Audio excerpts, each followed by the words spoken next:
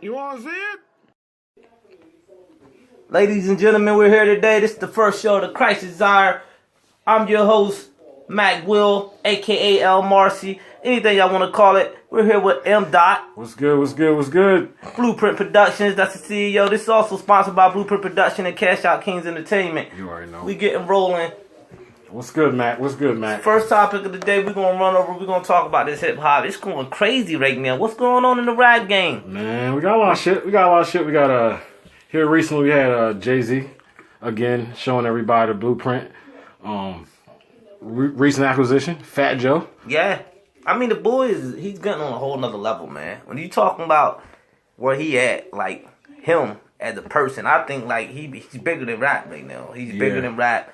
The business that he does, the businessman he became. Look at Sully South in the building with the plate. South, he's bringing the food. Basement. We had to cut through for a minute. Oh, good he got Lord, the food thank coming you, through. Sully. That looking pretty good. I need a bite of that myself. But anyway, like I said, we were talking about Jay. It's like the level of achievement he attained right now, man. It's like he beyond the status of just a rapper, man. He might go down the greatest businessman ever. What you think, Marlon? I know that's one of your favorite rappers, man. I know. Jay, his business side is ridiculous. This last acquisition is really showing how much of a business person and how much he's evolved. You know what I mean? He's picking up people that everybody knows at some point him and Fat Joe had a little bit of beef. The whole Rucker thing and whatnot. But that was insane. Yeah, that was insane. That was during my time, you know what I mean, old school days. But him looking at Fat Joe and saying, this is a business move. Mm-hmm. It's something that you don't see a lot on multiple levels. It's just getting past your ego and seeing the money. And I think Jay been doing that a lot lately, like with how he handling things. And he been acquiring a lot of artists, man. A lot of people come under his management. It's like, I guess the guy know what he's doing, man. He's making money, and they all see that, and they all want to follow behind him. And who better to follow behind? Definitely with all the type of businesses he done acquired over the years, and the type of money he's seeing, and where he done went from. Like, you got to think he's a guy straight from Brooklyn, Marcy Projects, I believe. Right from the bottom. From there, man, came from nothing. The where he got at now, it's insane. Like the team. I mean, a big part of any entity that's successful is usually team members. And I can't lie, I like Jay, but I think without Dame, it doesn't happen. You know what I mean? I don't think it happens either. And I'm a big Jay fan, but as I get older, man, I can see that. You gotta remember, back when Jay first came out, Dame was the one shopping Jay around. Exactly. He said I went to every record label, they all turned us down. They decided to go in on their own. Yeah. Put their own money in, and they built the empire. Yeah. Dame might have made a couple careless moves as he went along, but I think the line that Dame got, man, it can't be duplicated. Nah, he's one of a kind. And if they stay together, I know what people might say. Jay-Z right now is making a shitload of money. Yeah. I still think he'd be richer right now if Dame was with him. If Dame was still with him? Opinion. I think, man. Because they built an empire. They had a Rockefeller. They started adding in crews to that Rockefeller group. You got to think they started with the Rockefeller. They started adding. They signed a Dipset. Mm-hmm. They had state property.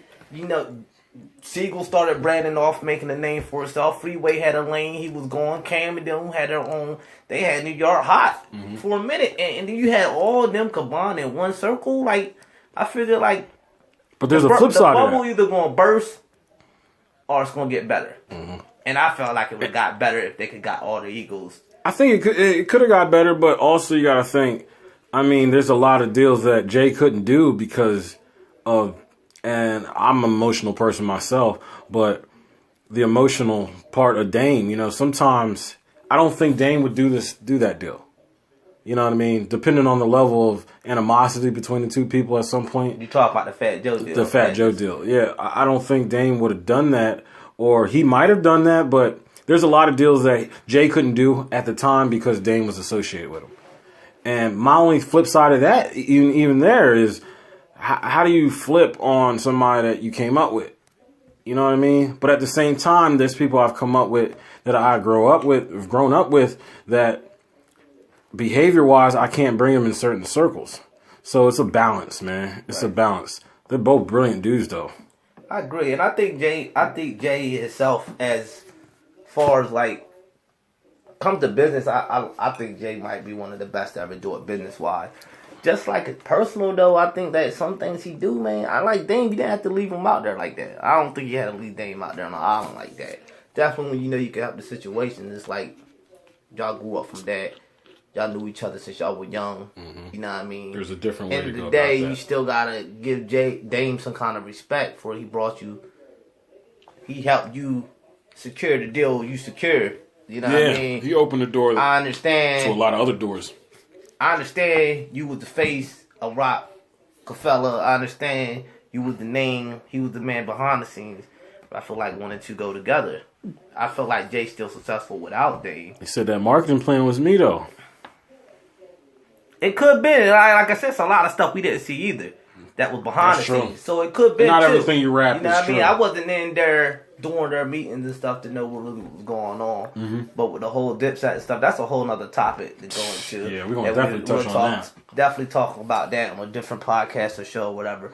But like the deal Jay just got signed though, I think that might put Jay over the top, man. Like he got everybody in his management. You mean you got a series of artists, like a list of artists. It goes on from like Wale, Rihanna, all types of people that he's under his management. J. Cole is another topic I want to touch on another day. Because back in the day, they were complaining that Jay-Z was holding J. Cole back. But if you look now, it was probably brilliant. That's probably true. But we'll touch on that on another episode. We don't want to get too off track. Right. Segueing into another Rockefeller topic. Cameron notified everybody today Killer Season 2 is going to be delayed again. I know Cameron's one of your guys, man. How you feel about Cam? What's going on in Dipset? Cam having a lot of issues. I guess him and Jimmy's having problems. And you know what I mean? I don't know if that's playing a part. I don't think that's playing a part in his delay. In the day, Cam is a big, I say like a big business guy. You know what I mean? He dealt with real estate and all types of stuff.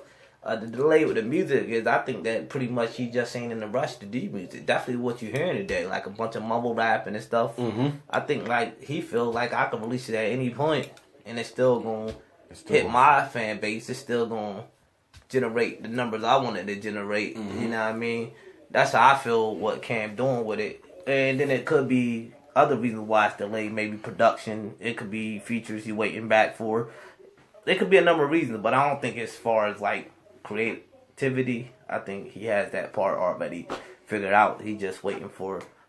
I just don't think he's in a rush. Yeah, and I mean he's put out a lot of stuff. He's at a different part of his career compared to some of the younger rappers. So I mean he doesn't have to be in a rush to put it out either. And just like Cam, I think like look how many guys he put on like that he doesn't get the proper respect for. Just like a Vado. Yeah. Vado was assigned with We the Best, but I felt like his buzz like slowed down after Cam. After he stopped doing the mixtapes, they had a series of mixtapes with him and Cam, the Boss of Bosses, I think it was called. But I think he was better off staying where he was at with Cam and them. Cam, I mean, what you could say good things about Cam. There's a lot of bad things people might not like about Cam. But at the end of the day, if you work with Cam, it seems like you make money. That's for damn sure. It seems like you make money. Everybody in that group seemed to make a lot of money, a lot more than they were making before they got to Dipset. Exactly. I'm saying, I remember Jimmy was the background dude for a long time. Nobody knew who Jimmy was. Yeah. I didn't know. I heard stories like Jimmy was the goon. Correct. I heard that too. I don't know if it's true because I live in Delaware, they're in New York City, of course. But and I respect Jimmy too a lot. Like I don't know their whole situation that's going on with him and Cam, and I mean that's not nothing to do with me. That's probably their personal dealings, and they grew up together.